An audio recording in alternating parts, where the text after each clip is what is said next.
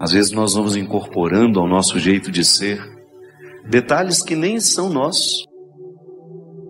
E de repente a gente vai fazendo a nossa vida, a gente vai construindo os nossos dias a partir de expectativas que são dos outros. É muito triste quando você percebe que você está pautando a sua verdade pessoal a partir das expectativas dos outros. Isso pode acontecer dentro do casamento. Muitas vezes uma pessoa pode abrir mão de ser quem ela é, porque ela vive para poder cumprir as expectativas que o outro alimentou. Por isso que o namoro precisa ser um tempo de muitas decepções. Porque o que é a decepção? É aquele momento em que você percebe que o outro não é aquilo que você imaginou. Eu acho profundamente libertador quando alguém fala, Fábio, eu estou tão decepcionada. Que bom, minha filha. Então agora podemos ser amigos de verdade. Porque antes o outro pode ter me imaginado demais. No amor é assim, a mesma coisa. Volto a dizer, você nas instâncias que são suas, eu não sei o tanto que você é conhecido na sua cidade, no seu bairro, na sua rua, mas você é conhecido de alguns. E você corre o risco de guardar e de manter coisas na sua personalidade que nem pertencem a você, que foram colocados por outros. Eu gosto muito da experiência que Jesus nos fala no Evangelho de Mateus. Uma parábola que ele utiliza-se de um exemplo do campo, porque Jesus era um homem simples. Ele não falava de filosofia.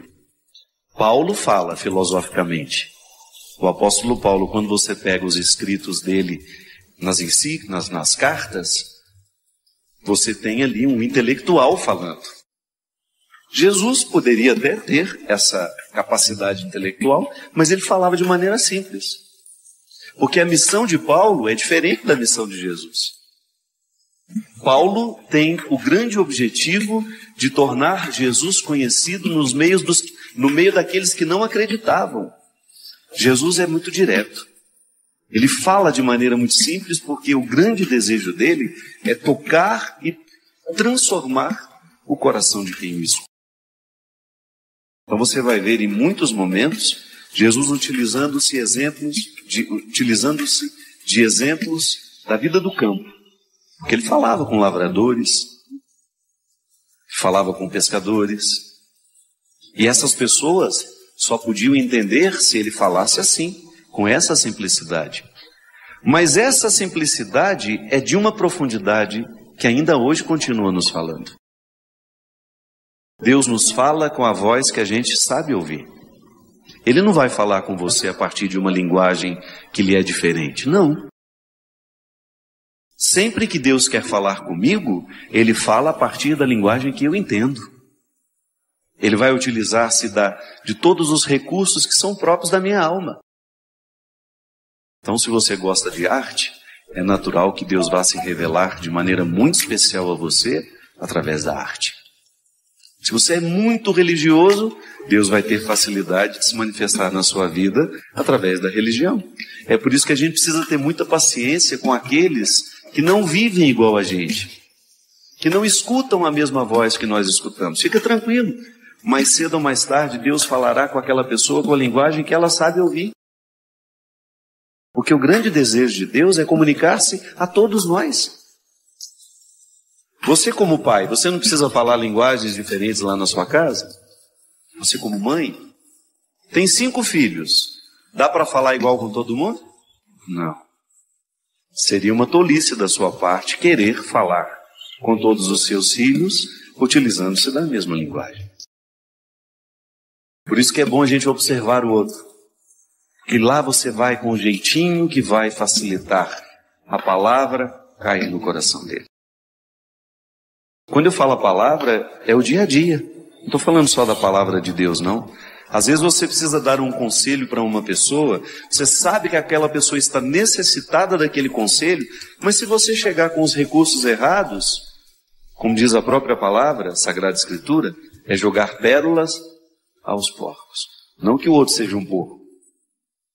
Não. É que às vezes o espaço, a maneira como nós escolhemos fazer é porca. É precioso o que eu preciso dizer, Mas se eu digo com arrogância, você nem presta atenção no que eu estou dizendo, não? Eu, particularmente, tenho muita dificuldade de prestar atenção num arrogante. Pode estar falando a coisa mais verdadeira do mundo, aquilo não me toca. Essa semana eu estava lendo a entrevista que a Adélia Prado deu. A simplicidade com que aquela mulher faz uma leitura do Brasil a me comoveu, porque ela disse que a tragédia de Mariana, aquela lama toda, é a expressão de uma lama maior. E ela falou que ela tem medo dessa lama. Aquela tragédia expressa outras tragédias nossas. Uma mulher simples, extremamente sábia, intelectual, mas que fala com a gente de uma maneira tão direta que é impossível a gente não ficar tocado e, mais que isso, modificado por aquilo que o outro disse para nós. Este é o empenho de Jesus, minha gente. Tocar o coração do outro para que ele seja modificado por essa palavra que sempre quer o nosso bem. Se você procurar no Evangelho alguma palavra que seja contrária à sua felicidade, você pode me apresentar. Não. Toda e qualquer palavra dita por Jesus é sempre favorável ao crescimento daqueles que escutam. Até quando essa palavra é mais dura. Porque você também, como mãe, sabe que apesar de todo o amor que você tem pelo seu filho, a palavra dura faz parte do processo educativo. Não tem como você amar o seu filho e educá-lo sem a palavra dura de vez em quando. Mas aí você encontra o formato certo para dizer a palavra dura. A palavra dura precisa ser dita de maneira que aquela criança ou aquele adolescente, ou até mesmo aquele jovem, identifique que ela lhe é favorável. A palavra deverá ser sempre favorável, deverá despertar em nós a consciência do que nós precisamos jogar fora para que prevaleça a nossa verdade pessoal. Se a gente se empenhar nessa investigação diária da nossa personalidade, nós vamos descobrir muitas atitudes,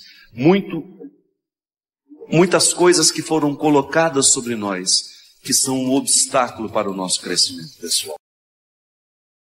É por isso que a conversão, minha gente, só é possível àquele que se dispõe a ser verdadeiro. Porque a salvação só é possível aos que aceitam a verdade. O primeiro passo é a gente reconhecer a nossa indigência. Sou miserável. Não tenho medo dessa miséria. Administro dia a dia. Eu acordo miserável e vou dormir miserável. Mas vou dormir consciente de tudo aquilo que pode ser um obstáculo para o que Deus pretende em mim. Eu não posso me render a essa parte estragada que me foi jogada pelos outros, ou até mesmo que foi buscada livremente por mim. Jesus fala dessa realidade a partir do joio e do trigo. Jesus apresentou-lhes esta parábola. O reino dos céus é como alguém que semeia boa semente no seu campo. Enquanto todos dormiam, veio seu inimigo, semeou joio no meio do trigo e foi embora. Quando o trigo cresceu e as espigas começaram a se formar, apareceu também o joio. Os servos foram procurar o dono e lhe disseram: Senhor, não semeaste boa semente no teu campo? De onde veio então o joio? O dono respondeu: Foi algum inimigo que fez isso. Os servos perguntaram ao dono: Queres que vamos retirar o joio?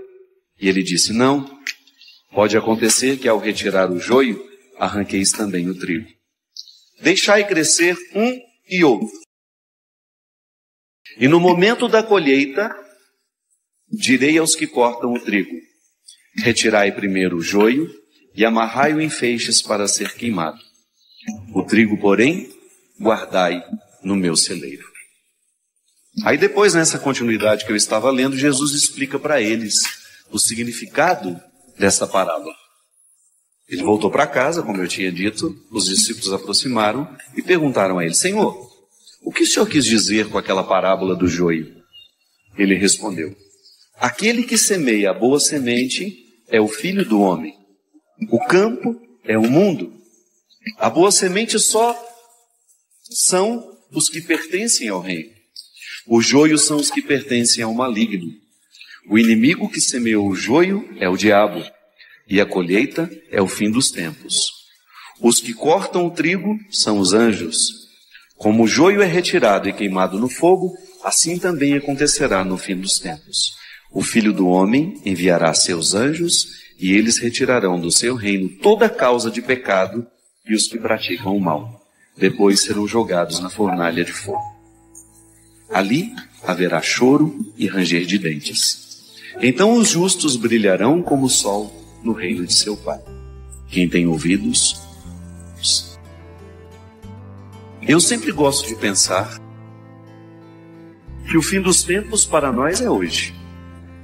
Eu tenho todo o direito de acreditar as minhas esperanças escatológicas. Bonito isso. Eu pensar que eu viverei um juízo final. Ótimo. Mas eu preciso fazer diariamente a experiência da volta do Filho do Homem na minha vida. O verdadeiro cristianismo consiste em nós vivermos diariamente este impacto da palavra de Deus em nós. Todo homem, toda mulher que leva a sério o seu cristianismo precisa fazer o seu juízo final antes de dormir. Como foi que eu vivi hoje? Como foi que eu tratei as pessoas? O que eu escolhi hoje? O que eu vi? O que eu ouvi? Quais foram as escolhas que determinaram hoje o meu jeito de ser? Aí você está fazendo o que Jesus falou.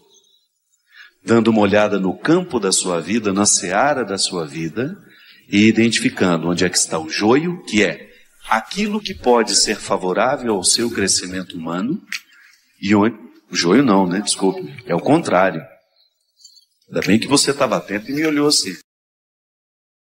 Onde é que está o trigo? Tudo aquilo que é bom em você.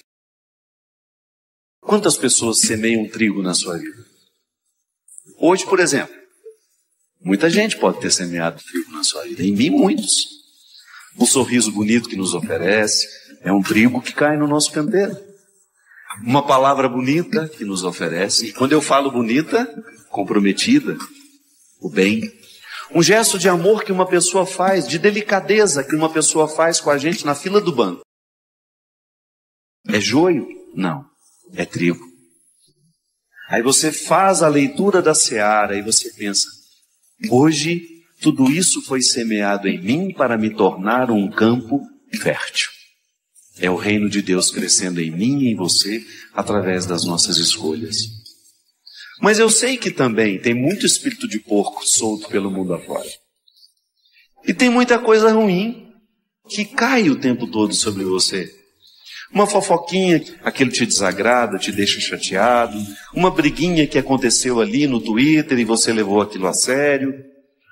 Ou até mesmo uma fofoquinha que você fez, uma palavra maldosa que você soltou. Uma palavra que você sabe que não edifica quem lê. Apenas por um mecanismo de carência, muitas vezes a gente faz. Nós semeamos joio nos outros e os outros semeiam joio em nós, é natural. Tem gente que tem a mão cheia de joio o tempo todo, porque está precisando se curar, está precisando ir para terapia, está precisando de um bom psicólogo, um bom terapeuta, um bom psiquiatra. Tem gente que faz estrago no mundo o tempo todo, semeando misérias.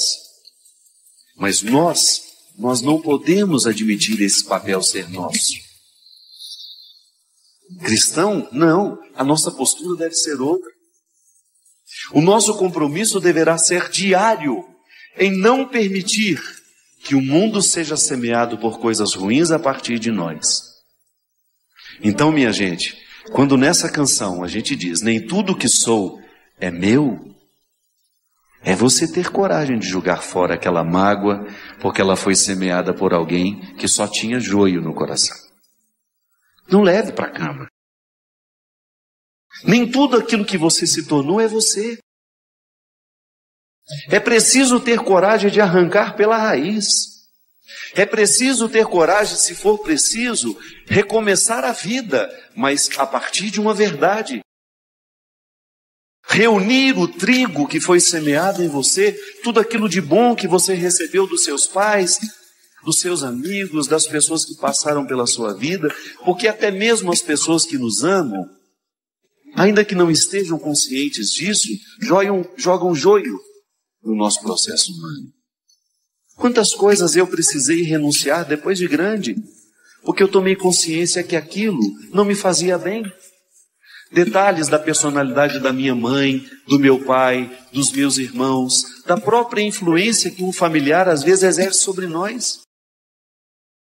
Eu tenho certeza que aqui, e muita gente que nos assiste em casa, conhece pessoas que ficaram emperradas na vida por causa de relações doentias familiares. Porque não tiveram coragem de arrancar a raiz que até então lhe prejudicava de ser quem ela era. Essa parábola do joio e do trigo, ela deveria ser lembrada por todos os dias antes da gente dormir. Porque é uma oportunidade maravilhosa que a gente tem de fazer essa limpa no canteiro da nossa vida, de fazer uma verdadeira reestruturação no contexto das nossas escolhas, para que, quem sabe, amanhã a gente permita menos joio na seara. Eu desejo que você, nas suas lutas, você tenha sempre o direito e a possibilidade de retirar os seus excessos, para você ver diante dos seus olhos a sua verdade fundamental, sem exageros, só você. E a partir disso, você reencontrar o caminho da vida.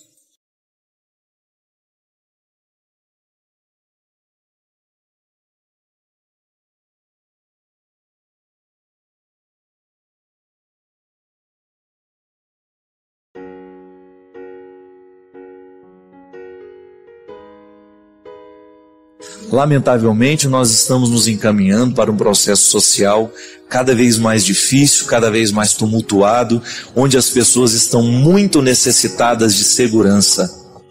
Agora, não podemos esconder de nós mesmos essa verdade. A segurança que nós não temos na rua é fruto do nosso jeito de educar os nossos filhos. É fruto do nosso jeito de criar valores nos dias de hoje. Quais são os valores que nos seguram? Quais são os valores que nos sustentam hoje como pessoas? Agora, alguma coisa está errada nesse tecido social.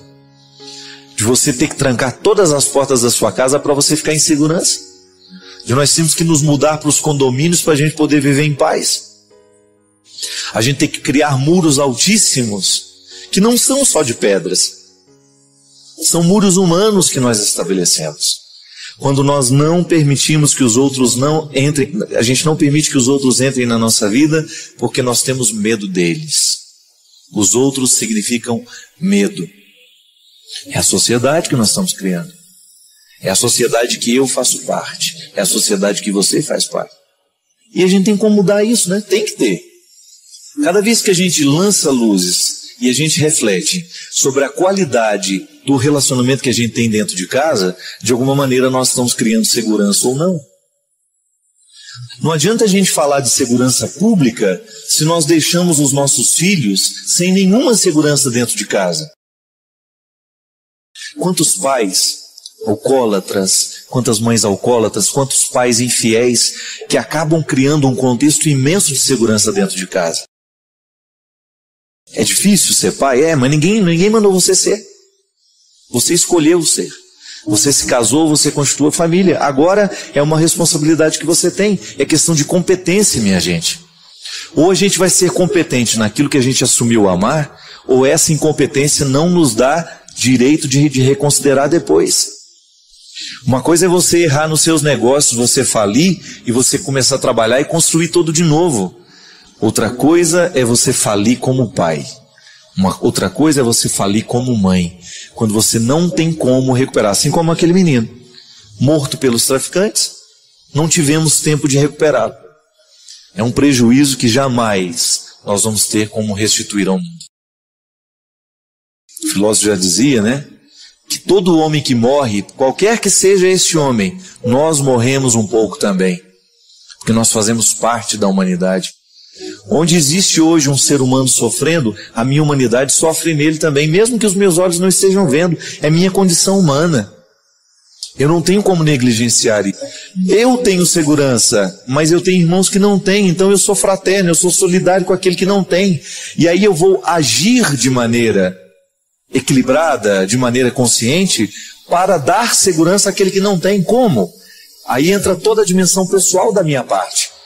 Cuidando bem da minha vida, cuidando bem dos meus filhos, cuidando bem do meu lar, do pedaço que é meu. A cidade ganha com isso, sabe por quê? Porque o cidadão cuidou bem da sua parte. Se eu passo pela rua e jogo um papel no chão, pensando que a rua não é minha, e se o outro passa julgando na mesma atitude, igual o Rio de Janeiro, né? Uma cidade tão linda, paisagens maravilhosas. Aí você de repente passa, depois que termina um bloco, né? Depois que passa um bloco carnavalesco pelas ruas de Ipanema, sei lá onde, aí você vê a sujeira que fica. Na Bahia, lá em Salvador, passa pelas ruas onde passou o trio elétrico para depois você ver. As pessoas não têm o menor respeito pelo espaço público, minha gente. As nossas cidades viram lixo. Por quê? Elas são invadidas de gente que não ama a nossa cidade. Elas são invadidas por pessoas que não têm a menor consideração pelo nosso espaço público. Aí pisam na nossa grama, destroem a nossa árvore e depois vão embora. Isso é civilidade? Não. A civilidade consiste em você olhar para aquilo que é público e você dizer, não, eu respeito isso daqui, mesmo que esteja uma multidão, mesmo que eu não seja reconhecido fazendo este erro aqui agora, eu não vou fazer porque eu tenho consciência. Eu sempre digo isso. O cristianismo, o catolicismo, vou falar da minha parte, nós precisamos voltar a pregar a ecologia. A gente precisa ensinar que jogar lixo no rio é pecado. Pecado não é só sexualidade, não é só essas questões que a gente acha aqui, olha, não. Há uma série de pecados sociais que nós praticamos que a gente atenta contra a segurança.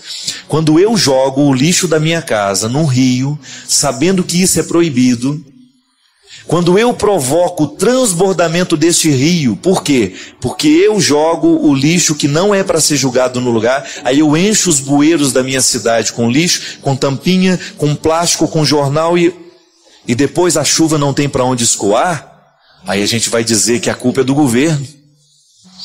Os nossos governantes não cuidam das nossas cidades, está certo, existe uma parcela de culpa que é deles.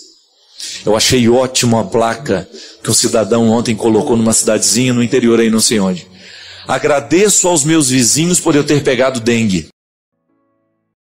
Eu coloco essa placa na casa dele, coberto de razão, porque ele cuida do lugar dele. Aí o infeliz do preguiçoso que está lá tomando a cerveja dele, ele não está nem aí para o mal que ele causou. Ele foi para a praia, ele jogou todas as latinhas de cerveja que ele tomou no final de semana inteiro no lixo lá da porta, independente se aquilo vai chover em cima ou não, e ele larga a procriação dos mosquitos para um morador da cidade. Ubatuba vive esse problema direto. Os turistas que vão a Ubatuba, que não recolhem os seus lixos, que não cuidam do espaço, deixa dengue para quem mora lá que não tem nada com isso. Gente, a dengue não vai embora do nosso país, não é porque o governo não cuida não, a dengue é um problema nosso, é nosso. O mosquito nasce na nossa casa, é na lata que a gente deixa, é na caixa que a gente não cobre, é no descuido humano que essas coisas vão nascendo entre nós. E aí a gente, no momento em que a gente precisa assumir a nossa culpa, a gente não assume.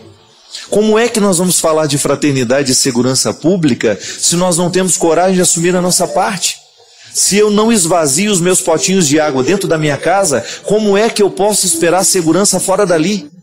Como é que eu posso querer ter o direito de exigir alguma coisa nessa vida se eu não cuido das pequenas partes?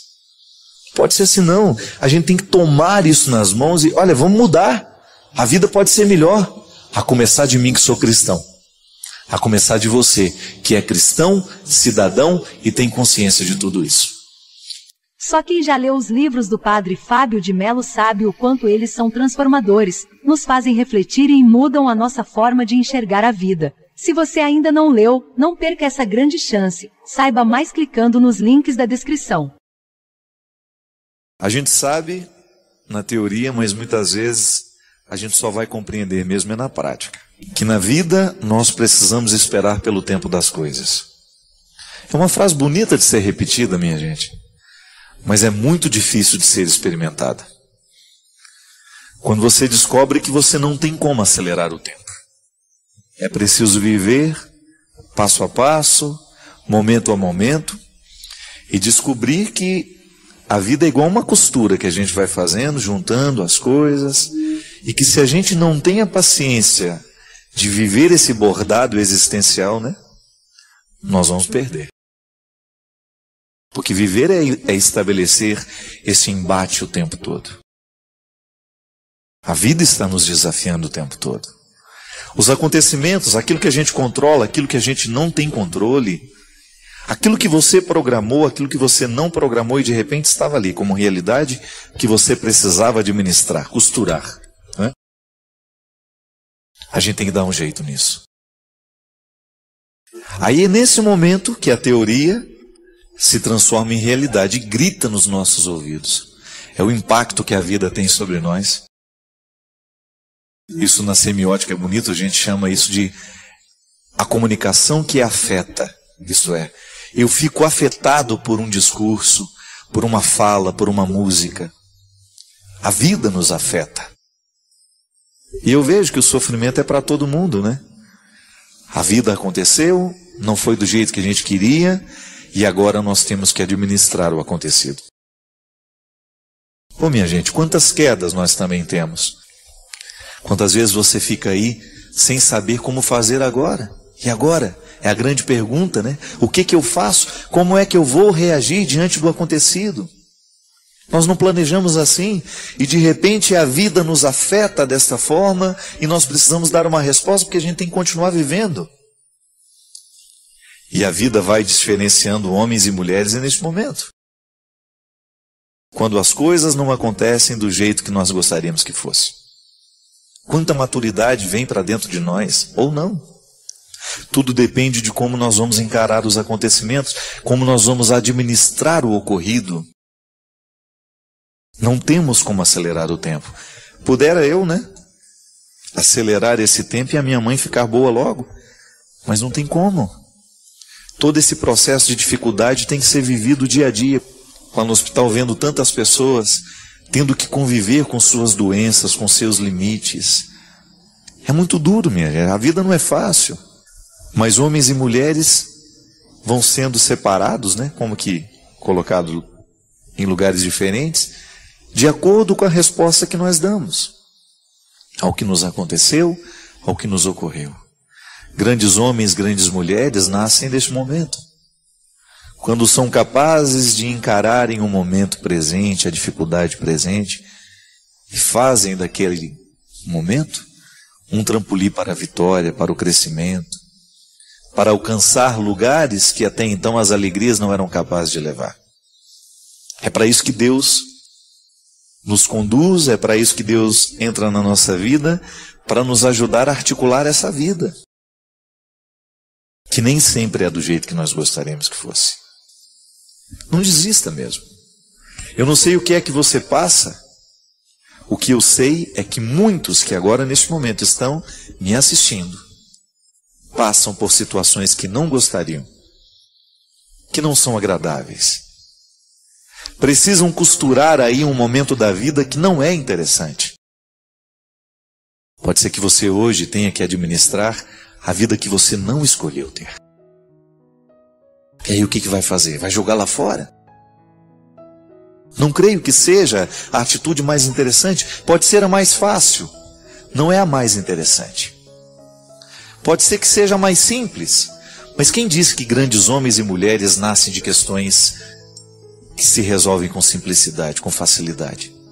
Não, é na labuta, é no labor. É no trabalho diário de você dar conta dessa vida que está aí. Ninguém nos prometeu que seria um jardim de flores, ninguém nos prometeu que seria moleza, mas nos prometeu que estaria conosco, que sofreria conosco, que assumiria conosco. Foi a palavra de Jesus aos seus amigos E a todos aqueles que ficaram amigos dele através da pregação de seus amigos: vinde a mim todos vós que estáis cansados, porque eu vos aliviarei. Não desista. Assim como meu amigo não desistiu e resolveu morrer com dignidade, assim como a minha mãe não pode desistir agora, você também precisa descobrir um motivo para não desistir. E quem sabe hoje Deus possa lhe dar e possa lhe esclarecer tantas coisas, se você der a Ele a oportunidade. Quem sabe hoje, com a vida que você não gostaria de estar vivendo, com isso que você não escolheu, com essa tragédia que muitas vezes se abate sobre você, com este peso que a vida muitas vezes representa, você possa ouvir também essa palavra de Jesus: vinde a mim todos vós que estáis cansados, trazei os fardos, que eu vos aliviarei. E é um prazer poder entrar na sua casa, na sua vida, na sua história, poder fazer parte da sua vida. Todas as questões que nós trazemos aqui são verdadeiras. Vidas como as nossas, acontecimentos como os nossos, que quando olhados à luz do Evangelho, se transformam em matéria-prima de evangelização também. Já parou para pensar nisso? Que a mesma vida que se transforma em motivo de desespero é também matéria-prima de conversão para muitos de nós? Quantas vezes você parou para ouvir alguém dar um testemunho da vida, da conversão, de como Deus entrou na história dela, e você vai descobrir que o motivo que a fez converter-se ao Senhor é igual ao seu. Mas por que não foi também motivo de conversão para você?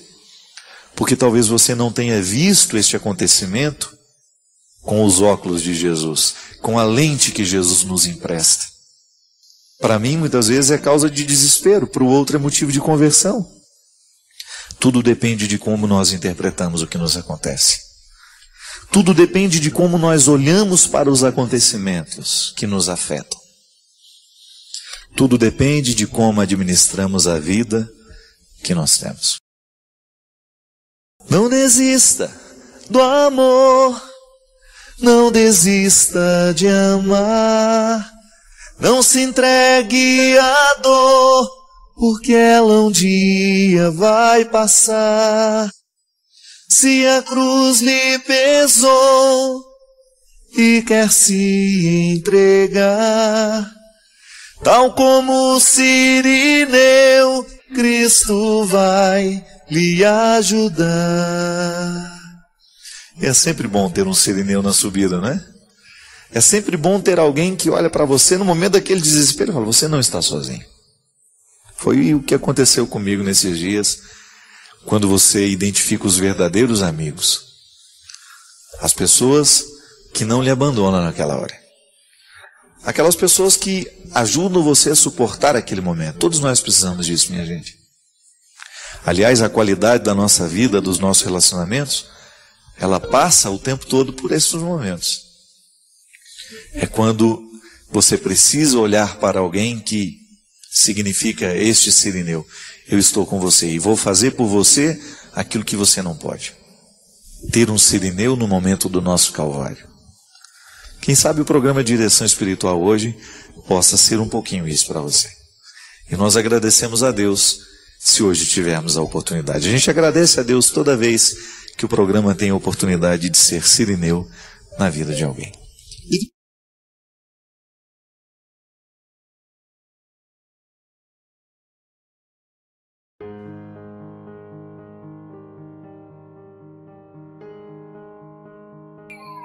A partir de hoje, vai ter autoridade sobre os seus demônios, sobre os seus ódios, sobre os seus ressentimentos.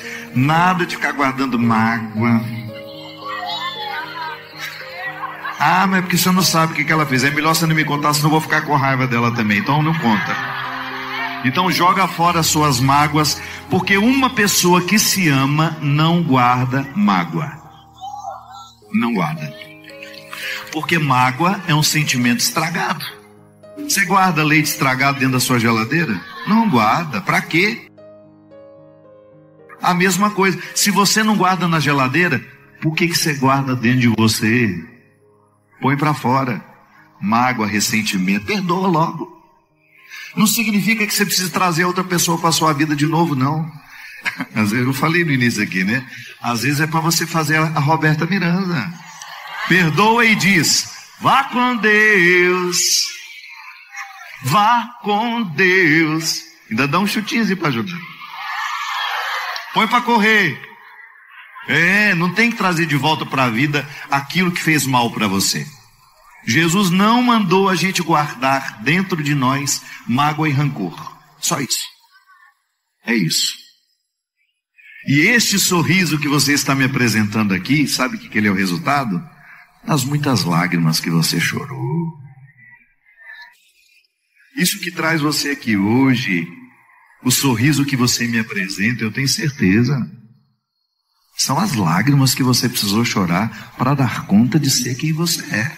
Então, é nessa teimosia que você vai vencer. Não desista de você.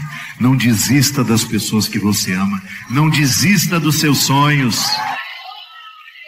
Porque as lágrimas que te trouxeram aqui te prepararam para uma vitória muito maior do que você já viu. O amor já selou. Deus não muda de ideia. Ele quer que você seja livre. Ele criou você para a liberdade. Mas agora há um trabalho a ser feito aí. Um dia a dia. Que nós chamamos de conversão. Conversão é o movimento que nos torna conscientes de escolher diariamente aquilo que nos liberta. E de renunciar diariamente aquilo que nos acorrenta. Por isso que o primeiro movimento da conversão de Deus em nós, sabe qual é? É você se amar. Não existe nenhum movimento de conversão sem que antes a pessoa recorde o valor que ela tem. Observe, o que Jesus fazia quando encontrava as pessoas perdidas era isso. Ele devolvia a elas a oportunidade de se olharem de um jeito novo. Ah, minha gente, nada pode ser mais bonito nesta vida.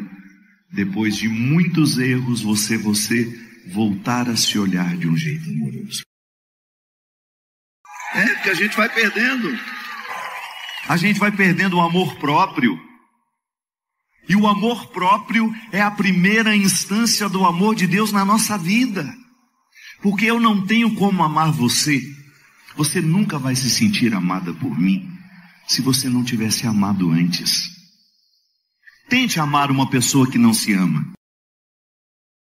Tente convencer uma pessoa das qualidades que ela tem, se ela ainda não está consciente disso. É uma tarefa inglória você tentar amar uma pessoa que não se ama. Por isso que nós não podemos pensar a conversão fora da experiência de você ter uma experiência com você de autoconhecimento, de autorreconciliação e de escolhas que favoreçam o seu amor próprio. Você precisa se amar todo dia. Você precisa lembrar do valor que você tem, que às vezes você esquece, por causa dos relacionamentos tóxicos que nós temos. Às vezes você se cerca de pessoas que não têm um pingo de respeito por você. Às vezes você passa uma vida inteira ao lado de uma pessoa que não tem respeito por você. É natural que você se esqueça do valor que você tem. Por isso que conversão é você voltar a olhar no espelho e encontrar a menina linda que Deus criou. Conversão é você voltar a se olhar no espelho e reconhecer o menino lindo que Deus criou. Deus não errou com a gente. Deus não errou comigo, Deus não errou com você. Os erros que você cometeu na vida não te transformaram num erro na vida. Não, a gente erra. Eu não sou um erro. Você erra, você não é um erro. E às vezes, dependendo das pessoas que nos cercam, a gente esquece isso. Eu costumo dizer, minha gente, que a maior riqueza que um ser humano pode ter na vida é amar e ser amado. Eu sei que é bom a gente trabalhar pelas riquezas que o dinheiro nos dá. Estude ao máximo, trabalhe, compre o que você tem vontade, realize os seus sonhos, mas não se esqueça. O que vai fazer você ao final da vida sentir que valeu a pena ter vivido, não foi o que o seu dinheiro comprou, foi o que o seu coração conquistou. E aí vem a maior riqueza que você pode ter: cercar-se de pessoas que querem para você o mesmo que Deus quer. Não é lindo isso? Você, depois de 40 anos de casado, olha para aquele homem, parece um gambá, uma capivara roncando.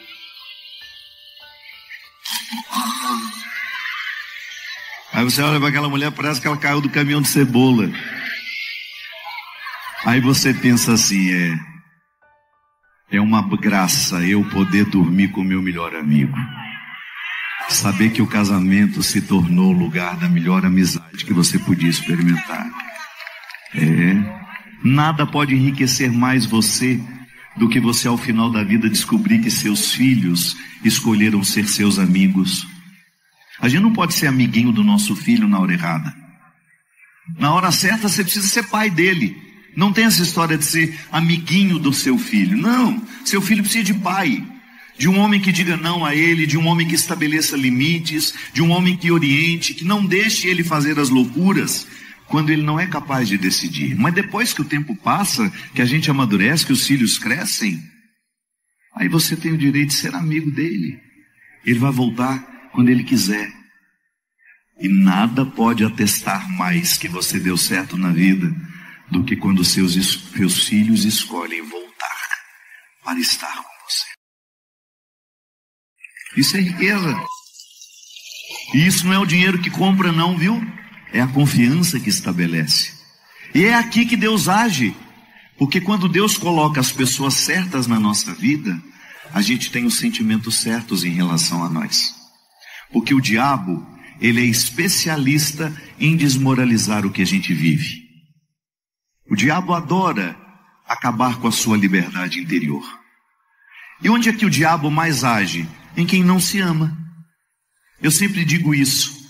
Se você mantém a sua dose de amor próprio em dia, resultado da sua conversão, o diabo não tem um pingo de chance na sua vida, porque ele não costuma poder fazer alguma coisa na vida de quem se ama.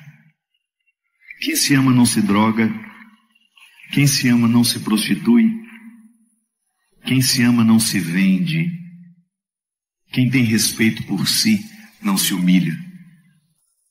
Qualquer porcariazinho de sentimento, a pessoa fica lá rastejando igual uma lagartixa. Pelo amor de Deus, lembra do valor que você tem.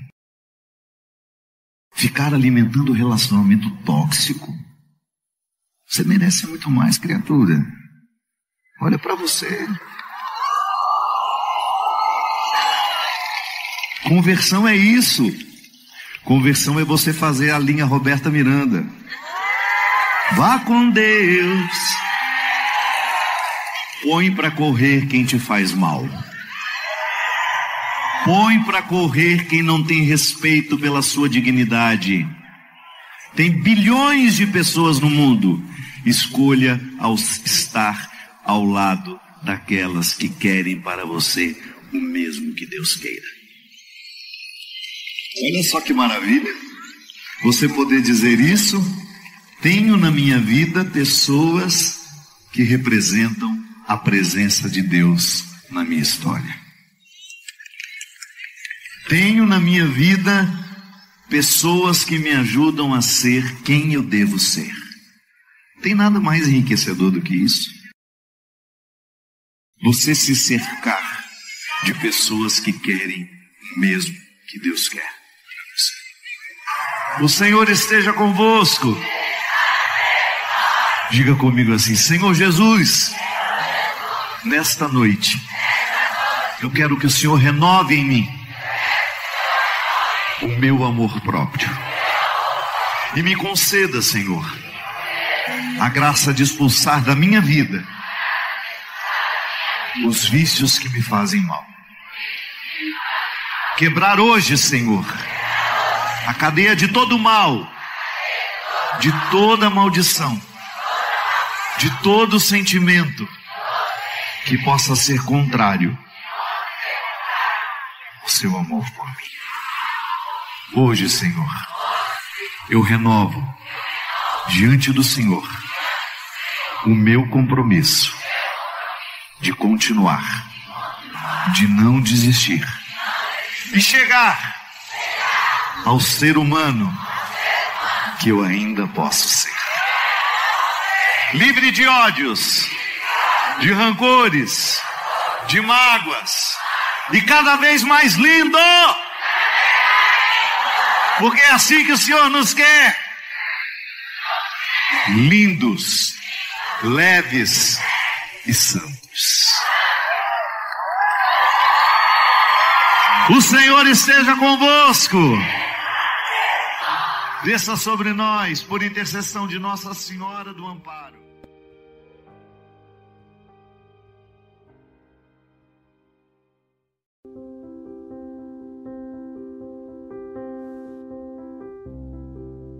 A gente precisa levar-se diariamente ao tribunal,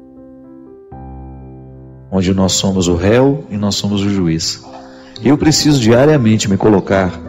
O dia termina, preciso me colocar no tribunal. E lá eu sou réu e sou juiz, porque é a oportunidade que eu tenho de desvendar as mentiras que eu contei para mim, de desvendar as mentiras que eu contei aos outros, aqueles embustes da minha personalidade, que se eu não tomo cuidado, eu me transformo nos embustes. Exatamente. Nas máscaras, nas hipocrisias.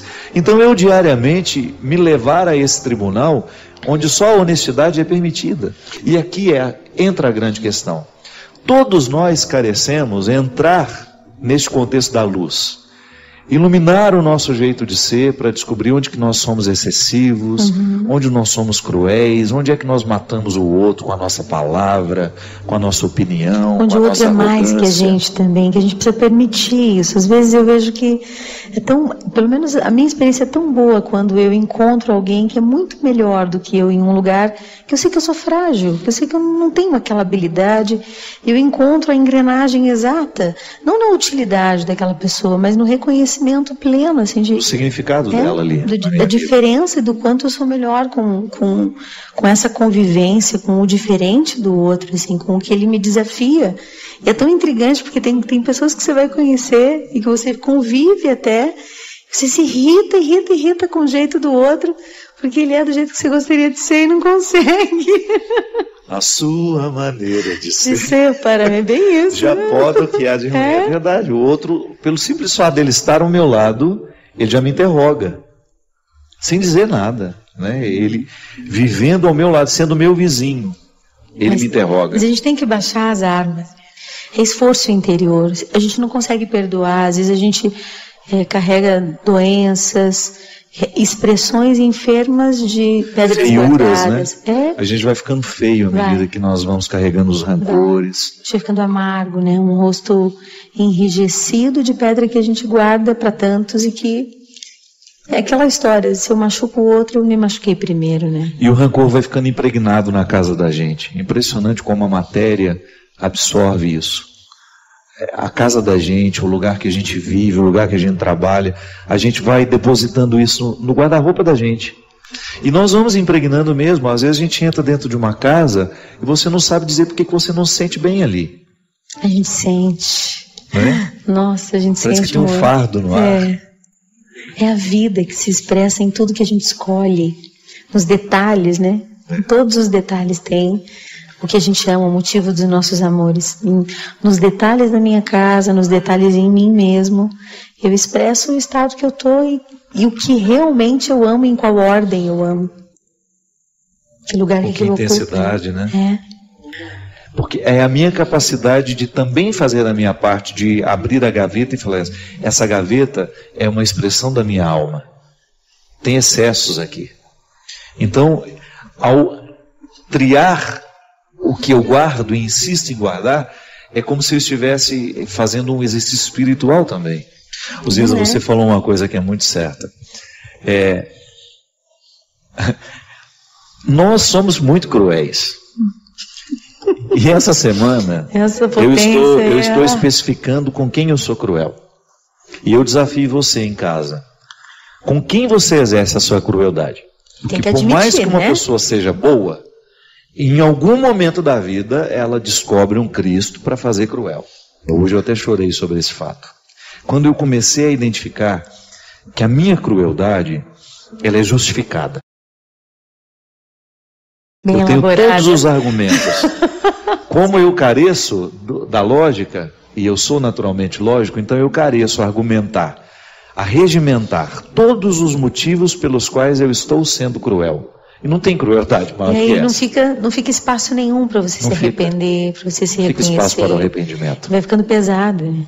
Vai ficando bem pesado. E de repente o outro acaba sendo um espelho daquilo que você mais nega em si mesmo. Quando você começa a perceber que o outro te faz um mal quando você está sendo cruel com ele, porque ele reflete um insucesso, um fato que eu acho vergonhoso para mim. Porque não é bom ser cruel. Eu acho que é tão libertador quando a gente consegue dizer para a gente, eu não mereço nada. Pode parecer cruel isso. Mas quando você se desprende dessa necessidade de merecer alguma coisa. Porque às vezes o que me dificulta no relacionamento com você, eu achar que eu mereço a sua atenção, Sim. que você faça isso por mim, que você faça aquilo. Uma isso. libertação, Então se né? por acaso eu consigo deixar de achar que eu mereço, a minha relação com você fica muito mais gratuita e de repente você vai me surpreender com aquilo que eu não acho que eu mereço, mas que aconteceu. A lógica do merecimento é muito cruel nos relacionamentos. A gente vai para a relação com o outro colocando sobre ele um fardo muito grande. Eu mereço que você me trate assim, que você faça aquilo. Você tem que fazer aquilo, esse tem que, ai meu Deus. E é claro que tem muitas coisas que a gente merece, a questão é uma dignidade humana, nós não vamos abrir mão da nossa dignidade humana, eu mereço ser respeitado o tempo todo. Eu estou falando do supérfluo, que às vezes nós vamos colocando no contexto dos nossos relacionamentos, e isso vai dificultando muito a reconciliação com o outro. Dificulta. Porque o perdão também é isso, eu admitir que você não tem a obrigação de corresponder às minhas expectativas. E eu tenho que admitir, aprender, assimilar e me instalar nesse lugar. Porque às vezes você diz que perdoou e fica ruminando a história a vida inteira. E não é perdão isso. Eu acho que a gente não é capaz de perdoar o outro se a gente não se reconhece plenamente capaz de cometer muitas maldades na vida. Se eu não reconheço que eu tenho maldade, que eu sou capaz de errar muito, eu não vou conseguir conceder isso ao outro e confiar. Há 2 semanas atrás eu pude ter um diálogo maravilhoso com meu ex-marido, que já me corrigiram, que eu não posso dizer que é meu ex-marido, que meu casamento já foi nulo. Declarado nulo, né? Então, meu antigo amigo. Seu amigo, né? Meu amigo, isso mesmo. É uma pessoa que fez muito bem também. Foi lindo, um homem porque... que exerceu um papel na sua vida muito importante. Sim, e foi muito humilde da parte dele, porque ele me disse que ele precisava viver um meia-culpa. Ele precisava me dizer as coisas que ele estava percebendo só agora. Como amigos mesmo. Vocês ficaram quanto tempo juntos, Isa? Ficamos 3 anos e meio. Casados 2 anos e a declaração de nulidade saiu agora? Saiu em dezembro do ano passado. 18, solteiríssima. Cristóvão Bastos, convivendo muito com ele agora, porque nós estamos produzindo um trabalho que a gente vai lançar no início do ano que vem. Então, é um gênio, Cristóvão, um dos maiores compositores da nossa música, um grande maestro. Então a gente estava conversando sobre solidão, ele falou assim, como eu sou necessitado de solidão, e só agora isso tem crescido dentro dele, disse. Mas para um homem que é casado é difícil chegar em casa e você viver solidão. Tem que saber calibrar bem, assim, equilibrar bem o tempo, né? Tem que ter compreensão mútua também, porque tem métiers que não precisam tanto de solidão, mas a arte precisa. Imagina você fazer os seus mosaicos com as crianças correndo pela casa. Eu admito que eu sinto falta. Eu gosto de viajar sozinha às vezes. Mas como nós somos prolixos, eu não sei do que a gente está falando. Eu estava dizendo que eu me encontrei com o Jota e foi muito bonito a atitude dele de reconhecimento, assim, e de alívio em poder ter espaço de me pedir perdão e de eu perdoar e de eu também pedir, ele também perdoar. Eu acho que o perdão é uma atitude violenta por dentro, corajosa, mas ela é uma faxineira, é uma atitude muito faxineira. A gente guarda pedras se não perdoa, porque você tem que saber a diferença de expectativa e de esperança. Dois conceitos muito diferentes. E expectativa você enche o outro do que ele não consegue carregar. E de esperança você tem que admitir que ele pode não conseguir o que você deseja e se perguntar, eu aceito mesmo assim? Interessante, Ziza, você, ao abrir mão de todo aquele contexto que você tinha, ainda que não tenha sido muito consciente em você, que tenha sido um movimento natural do seu casamento, das escolhas que você estava fazendo naquela hora, você se exercitou naquilo que eu acho que é mais sublime na vida de uma pessoa, que é ela ser capaz de renunciar o que alcançou. Não de si mesmo, porque isso a gente nunca vai abrir mão. Mas quando você é capaz de olhar para o sucesso que você faz e você dizer, isso não é o mais importante para mim. Não é tudo. Saber sair de cena, não é verdade? O renunciar a si mesmo não é esquecer quem a gente é renunciar os excessos daquilo que trazemos, não é? É olhar para o sofrimento que eu tenho e ser capaz de renunciar os excessos que ele me causa. Então eu fico com a parte que pode me ensinar. A dimensão pedagógica de um fato, a dimensão pedagógica de uma tragédia. E volto ao que eu estava dizendo.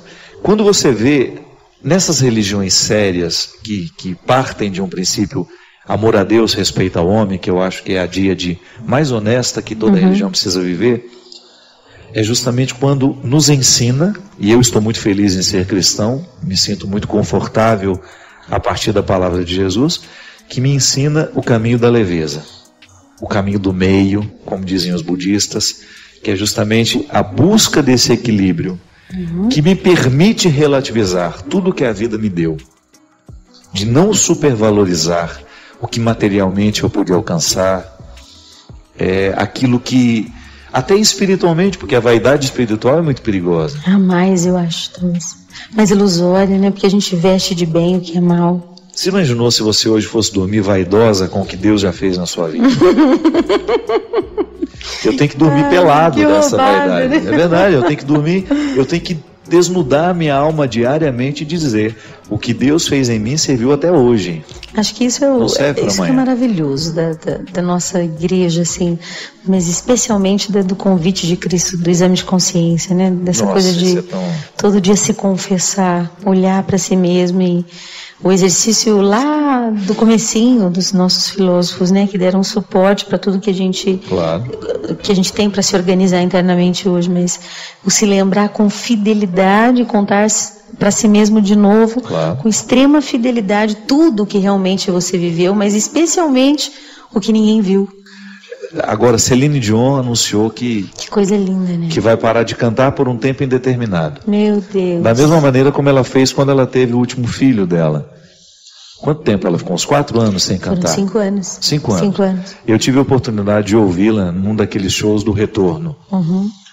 Quando eu ouvi aquela mulher cantando, aquela produção toda, eu falei, meu Deus, como é que essa mulher um dia cogitou a possibilidade de parar isso?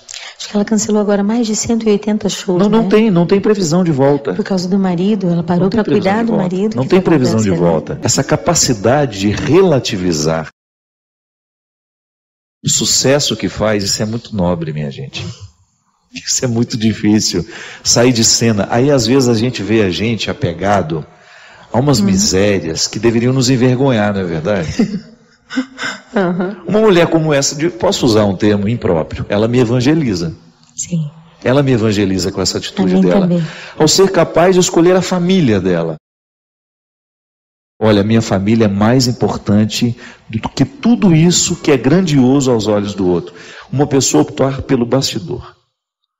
Bastidores e ficar feliz, e ficar em paz, e saber que ela continua no eixo. E se sair de cena e ficar infeliz, não é sair de cena, né? Sua alma continua lá. Porque daí você seria infeliz e não condiz com a escolha. Mas sair de cena e estar inteiro é realmente uma alma amadurecida, né? Para mim, o grande segredo da vida é a aceitação. Aceitar. O que é aceitar? Baixa a guarda e para de brigar com a vida, né? Acho que o espírito de aceitação, eu me batia muito com essa palavra da Bíblia. Aceita tudo que te acontecer e na dor permanece firme, porque é no cadinho de humilhação que o homem vai aprender a ser verdadeiramente honrado. Eu pensava, pô, Jesus, aceitar tudo, mas tudo é tudo mesmo? Como pode assim, pôr uma vírgula nisso tudo? Dar uma mudadinha. Aceitar não é ser passivo diante da vida ou das coisas que dependem de mim, mas ter um espírito de aceitação constante te faz muito mais dócil ao que dá certo e ao que não. Você fica muito mais sensível à verdade, sensível à vida, sensível à beleza, mas é uma opção consciente, bem acordada e exigente pela humildade. Né? É um exercício de pequenez mesmo, né? Um exercício... E eu digo que é exercício porque não é muito naturalzinho ser humilde, não. Você tem que ter muita consciência de si mesmo. Não é mesmo. A prepotência, ela se hospeda com muita facilidade. Ela sobe rapidinho.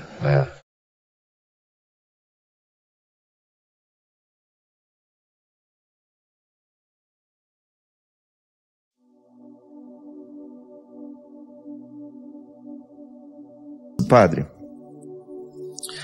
sou católica, estou viúva há 9 anos, meu esposo faleceu em um acidente, temos 2 filhos, e meu esposo sempre foi extremamente preocupado com os filhos.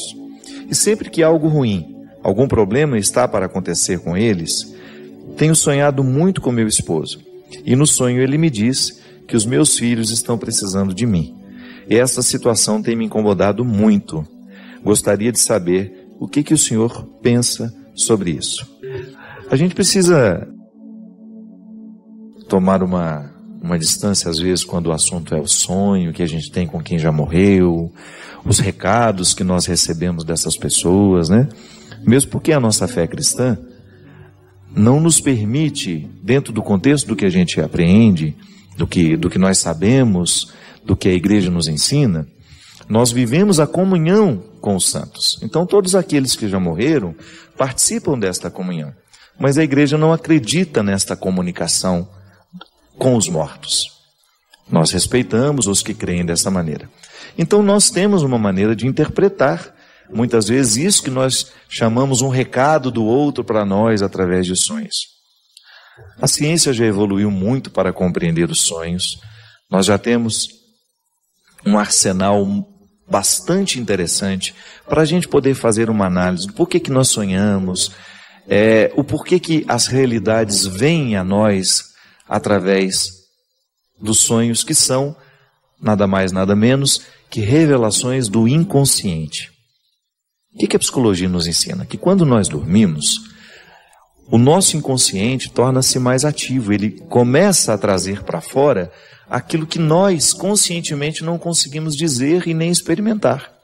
Então, muitas vezes o sonho é uma voz do inconsciente nos dizendo aquilo que nós muitas vezes já nos dizemos também. A senhora, por exemplo, sabe que o pai era extremamente preocupado com os filhos. Então é natural que a senhora tenha sonhos em que ele se mostre preocupado. São registros que a senhora tem.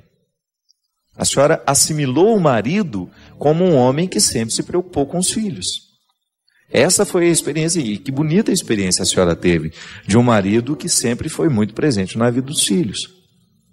Eu não sei qual é o nível de envolvimento que a senhora tem com esses filhos, mas pode ser que em algum momento da sua vida, a senhora tenha assimilado isso. Ele se preocupa mais do que eu. Então agora, com ele ausente, é uma maneira que a senhora tem de dizer à senhora o que a senhora mesmo gostaria de ouvir. Volto a dizer, a gente respeita os que creem diferente, os que acreditam nessa comunicação. Mas como nós não acreditamos, a gente também pode compreender estes sonhos como sinais que nos ajudam a pensar a nossa postura.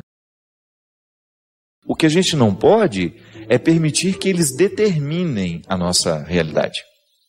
Então, porque eu sonhei, digamos que o meu pai tenha falecido num momento de muito sofrimento, e de vez em quando esses sonhos me ocorrem do meu pai em agonia, como muitas vezes, como isso aconteceu comigo. Estou falando uma coisa que realmente se deu comigo. Meu pai morreu e eu vi meu pai morrendo. Meu pai ele morreu de uma embolia pulmonar, uma insuficiência respiratória horrível. E eu estava ao lado. Então a agonia do meu pai ficou muito marcada em mim. E é claro que aquele registro de ver o meu pai falecendo naquela agonia ficou registrado em mim durante muitos anos. Então, de vez em quando, eu tinha sonhos que meu pai estava agoniado, triste, apavorado com a morte. Então, se eu quisesse fazer uma leitura diferente dessa que eu estou fazendo, eu poderia dizer, o meu pai não está num bom lugar na eternidade, ele está padecendo, está assim, está assim. Tudo bem, rezar por aqueles que já morreram é uma coisa. Agora, a gente ficar criando situações para a gente poder... É como se a gente ficasse minando a paz da gente, não é verdade? Porque o que eu posso alterar na realidade do meu pai? Mas infelizmente, porque eu tenho registros daquela morte que ficaram no meu inconsciente, quando eu durmo, enquanto eu estou acordado, eu posso até controlar, não vou pensar nisso agora. Vou substituir aquela imagem ruim da morte do meu pai por lembranças boas ao longo da vida dele. E faço isso, porque o meu consciente é uma ferramenta que me ajuda. O consciente, essa realidade que eu estou agora, eu estou consciente do meu momento. Então eu tenho todos os recursos dessa consciência. Vou pensar com sensatez, vou pensar com racionalidade, vou colocar isso, não, os mortos não voltam, os mortos não poderão me fazer nada aqui agora, igual ter medo de quem já morreu, né? Você racionaliza o medo. Por que eu tenho medo se eu sei que eles não podem voltar e me fazer algum mal? Então essa é a minha convicção, pode não ser a sua. Eu estou falando para aqueles que acreditam igual a mim. Eu não acredito que um morto possa me dizer alguma coisa. Agora, eu acredito que toda a memória do morto em mim possa me dizer. Por quê? Porque isso é um registro inconsciente. O outro não morre totalmente, ele fica dentro de nós através das lembranças, da saudade, do amor que a gente ama. Então, então no momento que eu durmo, eu perco esse controle.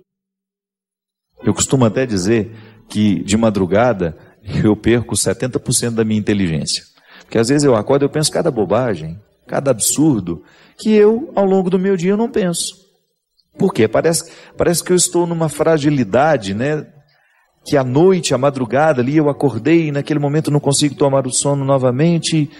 Então parece que ali naquele momento existe uma janela dentro da minha inteligência que me faz pensar absurdos, bobagens. Então a gente fica dimensionando os problemas, eles ficam muito maiores do que são. De madrugada os problemas ficam muito maiores do que são.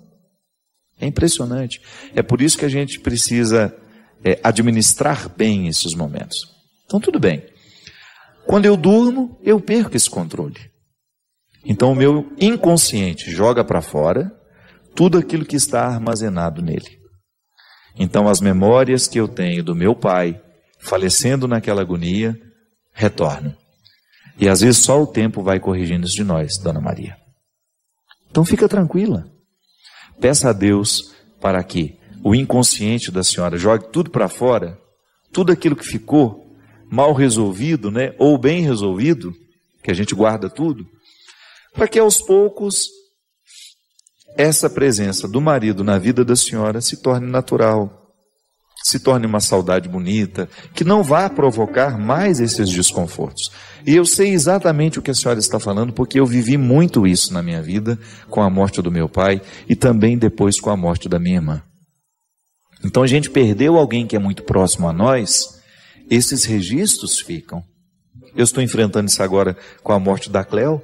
De vez em quando tenho sonhos bonitos com ela, mas de vez em quando tenho sonhos horríveis. Naquela triste experiência que eu tive de estar também no último dia de vida dela, de vê-la agonizando e de depois estar lá, naquele IML, reconhecendo o corpo dela. Claro que isso é traumático para a gente. É uma pessoa que você ama. É uma pessoa que até então cuidou de você, que foi sua amiga, que foi sua irmã, que foi sua mãe. A gente não sabe o que o outro se torna para nós no momento que a gente ama. Fica grande dentro de nós. Então hoje eu tenho também, muitas vezes, acordado no meio da noite com pesadelos horríveis com a Cleo. Mas eu tenho consciência de que não é a Cléo me dando recados, sabe? Porque eu creio na generosidade divina, eu creio no amor divino que já acolheu a Cléo. Eu creio mesmo na profunda misericórdia de Deus. Olhando para a vida que ela viveu, para a mulher que ela foi, eu não tenho dúvida de que ela já está na eternidade desfrutando o que há de melhor. Tudo aquilo que minha fé me promete, eu acredito que ela esteja recebendo lá. Então eu racionalizo e penso, isso é um registro meu, não é dela em mim. Não é ela querendo falar isso para mim. Não, sou eu que tenho aqui agora que administrar esse luto com todo o peso dessas lembranças. Porque o nosso erro está em a gente pensar que o outro é que está dizendo aquilo para a gente. Eu estou tendo esses sonhos com meu marido porque ele está num lugar muito ruim, ou então eu estou tendo esses sonhos com meu marido porque vai acontecer uma coisa muito ruim com os meus filhos e ele está me avisando. Coisas ruins aos nossos filhos acontecem mesmo quando ninguém nos avisa. E que pretensão é essa de que a gente pode impedir muitas vezes a vida de acontecer? Que garantia nós temos de que estaremos vivos na semana que vem? É uma pretensão boba. O que a gente precisa fazer é diariamente rezar e pedir a Deus para que Ele nos ajude, Ele nos esclareça, para que a gente tenha sabedoria de tomar as melhores decisões. As decisões que nos trarão saúde, que nos trarão vida, que nos livrarão dos perigos. Isso sim a gente precisa pedir. Então, o sonho, ele é um registro que me pertence. Não é o outro que está me dando recado através dos sonhos. Volto a dizer, você tem o direito de pensar diferente de mim. Você tem o direito de crer diferente de mim. É assim que eu creio. Essa é a perspectiva que o cristianismo me dá, o catolicismo de maneira especial. O catolicismo me diz isso. Eu estou lhe dizendo o que a igreja nos ensina. Que os sonhos, em consonância com a ciência, são registros do inconsciente. São recados que o nosso inconsciente nos manda. Aí tudo bem, você pode dar uma dimensão mística a esse sonho, mas jamais pode permitir que ele seja uma determinação daquele que morreu sobre a sua vida. Então o outro não tem essa possibilidade de fazer isso. Eu acredito que quando nós começamos a investigar de maneira humana os nossos fenômenos, a gente tende a resolver melhor as coisas. Tenho muito receio quando questões humanas são tratadas de maneira sobrenatural, sendo elas tão naturais em nós. Será sempre um perigo tratar questões humanas de maneira sobrenatural. Por quê? Porque a gente abre mão dos recursos humanos que são favoráveis a nós, inclusive a ciência, a psicologia, nos ajudando a compreender o significado dos sonhos na nossa vida. Senão a gente vira meio bruxo, né? A gente vai dar um significado sobrenatural àquilo que não é sobrenatural. Nós temos profundo respeito às realidades sobrenaturais, mas também precisamos respeitar as realidades naturais. Eu acho que é uma maneira muito inteligente de viver uma fé encarnada.